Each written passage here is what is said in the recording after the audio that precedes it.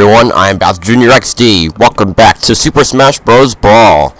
In the last episode, we continued our slog through Kirby in the Amazing Mirror 1.5. In this episode, it just keeps going on and on and on and on. And of course, we're going to start off with our routine character selection by RNG. So, starting off, we have Lucas. Oh, that's not Lucas. Rob, finally. Because we haven't seen him at all. Then we got Lucario, who we also haven't seen at all. And Luigi, who we've seen a couple times.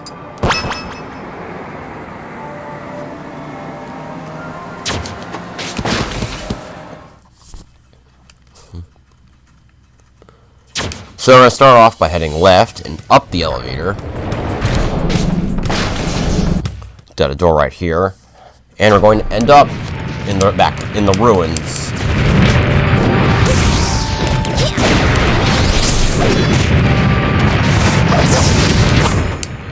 Oh, sticker. Been playing Brawl a lot over the last couple weeks, trying to get every single thing I have possible in this game. So, alright, but we have another fight, which means more bios, and this time we have Pokemon Trainer, which means I actually have a ton to get through, since I'm pretty sure I can't get through 3 bios in one battle. I'll just pause it. Pokemon Trainer has 3 Pokemon you can switch by using down B, and I'm going to be covering all of them. Start off, we have Squirtle, the lightweight of them. He's probably the smallest character in the game. Also, he's very fast, and can crawl, wall cling, and wall jump. His strongest attacks lie in his aerials. All of them are fantastic, and his up smash is also very powerful. Although Squirtle suffers from I guess kind of weak specials and all the weak attacks all around. He's also lightweight, meaning that he's easy for him to get KO'd. Not great, but definitely not bad. Next we have Ivysaur, who's the middleweight. Ivysaur, if we use his own character, is considered to be a candidate for the worst character in the game. He does have some nice, very strong attacks, like his forward smash and his up smash, which is the strongest up smash in the game. And he also has some very powerful aerial attacks. He can also crawl. However, he's very slow in both in running speed, attack speed, and air speed. Which means that even his strongest attacks take forever to start, meaning that they're easily punishable. He also relies on a tether for his recovery, along with really short jumps. Something unique to the Pokemon is that Pokemon Trainer's Pokemon have elemental weaknesses. Venusaur is weak against fire, and since several Pokemon characters have fire attacks, such as Mario, Charizard on his own, Bowser, Captain Falcon, Game & Watch, Lucas, Ness, Zelda, he's susceptible to a lot of overpowered attacks. Finally, we have Charizard, who's the heavyweight. Charizard gets 2 extra mid-air jumps and the ability to glide. He also has some nice moves in Flamethrower being a decent projectile, and Side B Rock Smash being a very powerful damage builder. He also has some really nice grabs, and his really powerful aerialness. However, a lot of his attacks are laggy, in start and ending lag, and while he's a good runner, he's a very slow walker.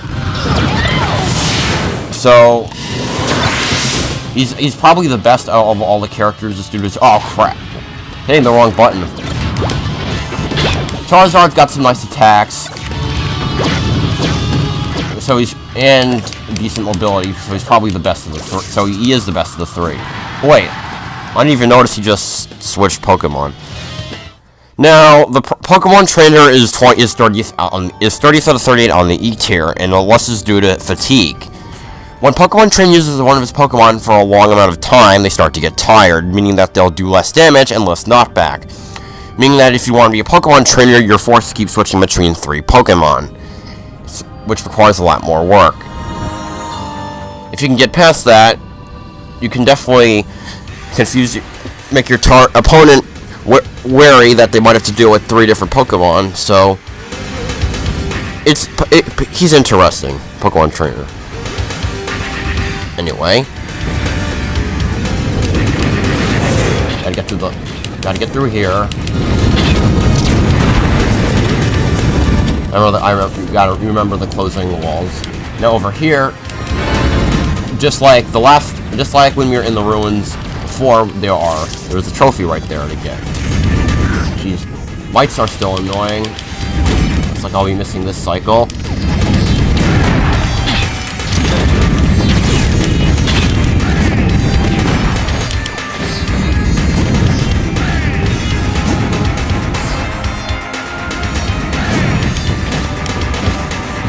I'll ignore that door for now. Jeez. Did you stop getting hit? Well, besides that. Don't want to be caught on the top side of that, because then you have to get smushed.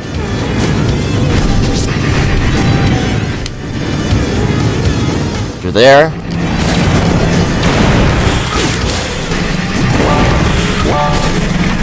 I'll ignore those weapons. Run from the flues and get to our next fight. This time I have another two bios to go over. Starting with Zelda. I'm gonna pause so I can do two bios. Zelda is 37 out of 38 squarely on the F tier.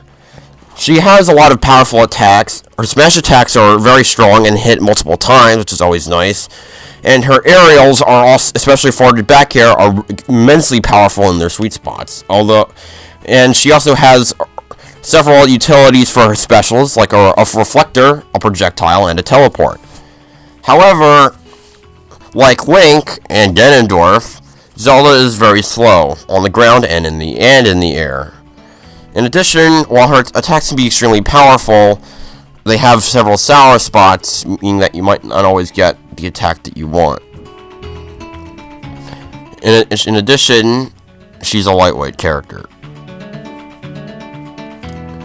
Second up, we have Sheik, 25th out of 38 on the D tier.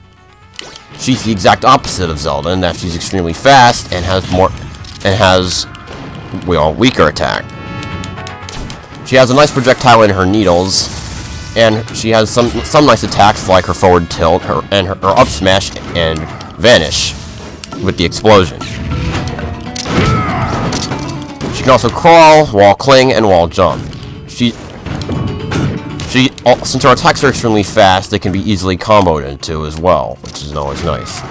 However, a lot of her attacks aren't particularly strong, meaning that she has trouble KOing. So even her strongest attacks will KO, or at least over 100%. But I will say that, like Pokemon Trainer, very interesting character to try out, especially because you have two characters at your disposal. And also, interestingly enough, on the tier list, Zelda and Sheik combined count as one character at 24.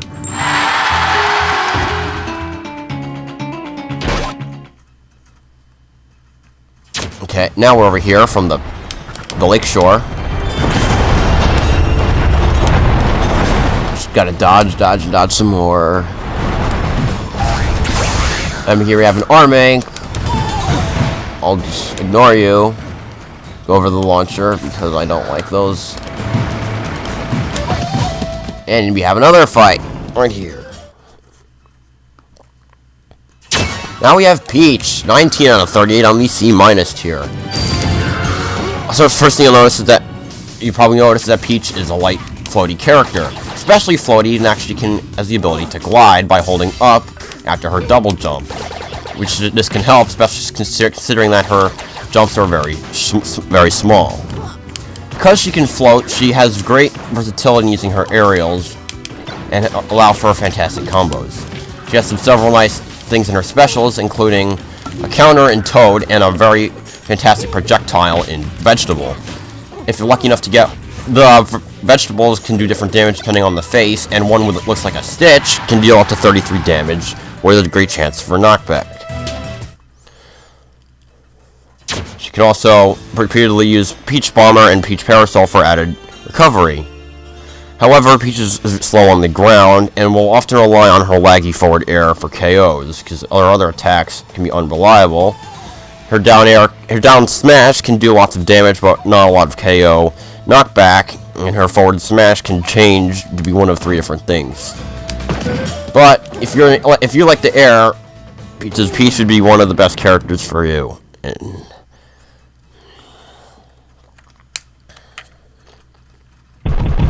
continue. well, after dying for the 50 millionth time, game over for the 50 millionth time, excuse me. Make our way back, which is always annoying, especially with chicks everywhere.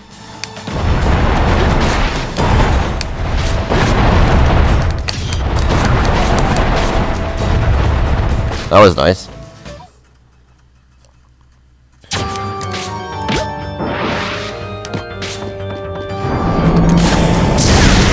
Die. Oh, no, no, no, no, no, no, no. There we go.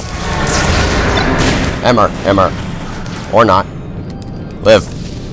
There we go.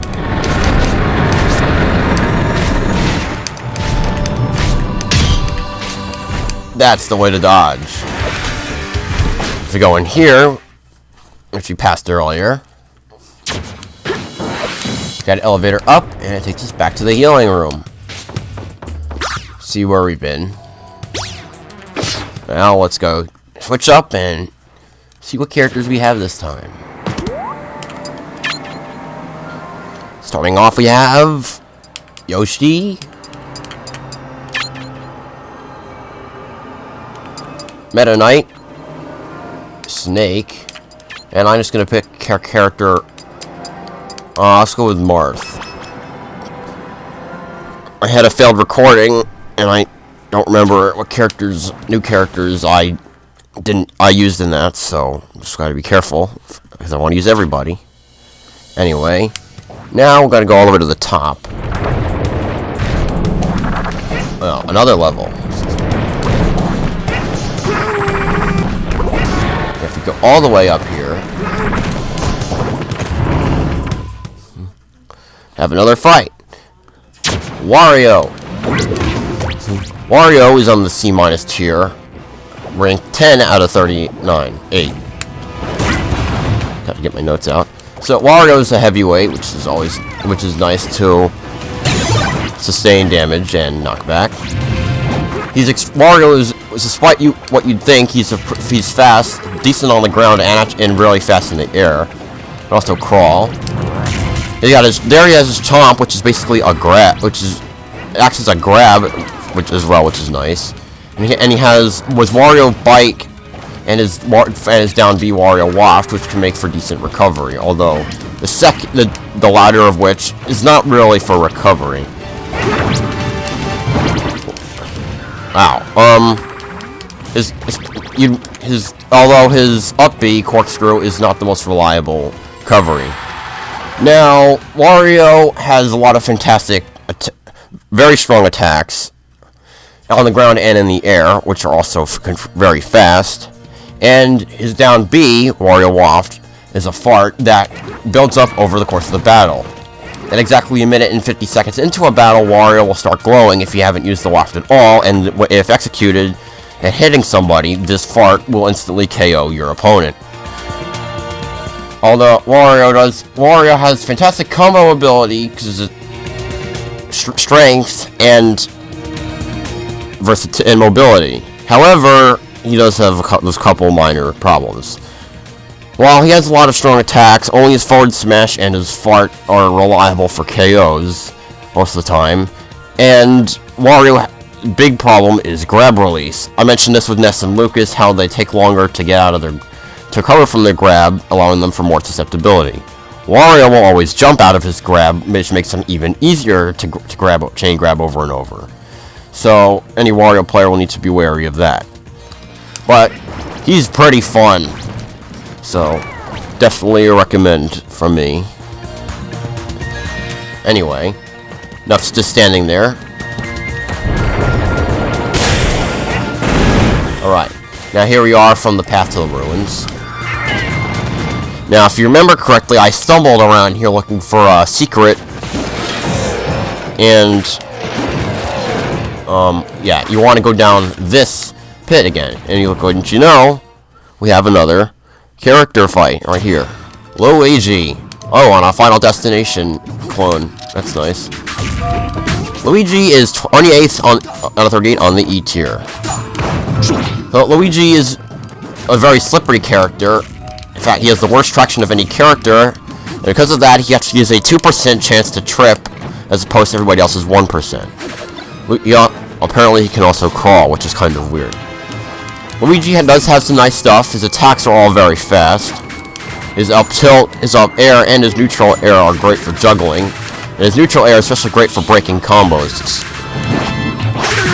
He also has some nice recovery options in his down for his down B, Luigi Cyclone, and especially in his side B for the green missile for horizontal recovery. Said missile also has a chance of misfiring, allowing for even greater distance and fantastic KO potential. His super jump punch, while not being as good a recovery move as Mario's, because it only gives you vertical distance as opposed to a little horizontal distance, acts as basically a Shoryuken at really close range. So he's got some nice gimmicky attacks there. Although Luigi, of course, has problems, otherwise he couldn't be this low. Like Mario, a lot of his attacks have bad reach, and a misfire can also work against you if you're positioned the wrong way. And his awful traction can also hinder his ability to hit attacks. Not to mention that Luigi is extremely floaty, which can hinder his ability to not be juggled. But very quirky character. You know him, you love him. He even got his own year, 8 years after this game came out. I think it was 8 years. So, give the man some respect.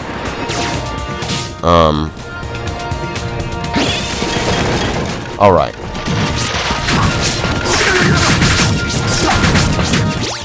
Okay, there we go. Just checking the map.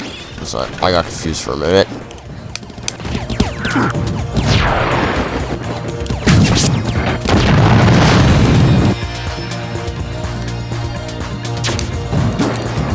Yeah, we got a place here where we gotta climb all the way up. Something new. That's nice.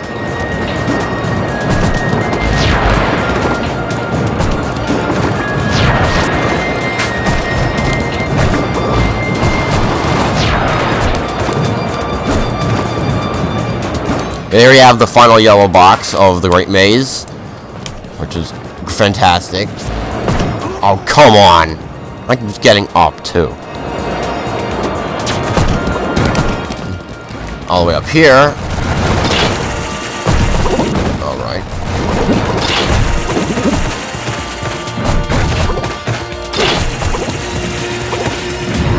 Here we have another boss. Rayquaza! Alright. I've had a lot more practice fighting the bosses since I was trying to clear boss battles among my completion stuff, although I just finished very hard a couple days ago. Intense is just insane. Touch you.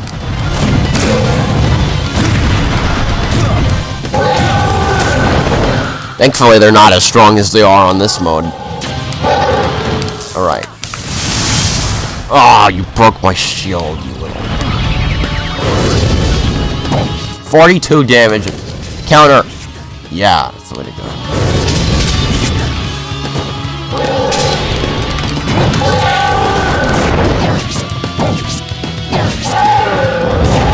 There we go. Dropping a mountain of stickers for me.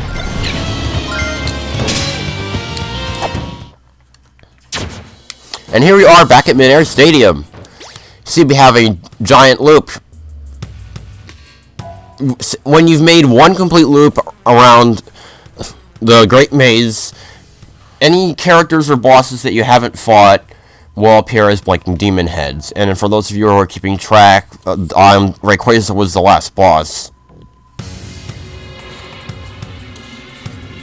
So this can be helpful that you know where you still need to fight people. Anyway, now that we're back here, let's get some more good characters into this. Alright. Wait. Actually, no. We made it all the way around the Great Maze. I think that's a good place for us to end off. next time on Super Smash Bros. Brawl. We'll go around finishing off the remainder of these bosses and then see for ourselves the true final boss of this game. See you guys then.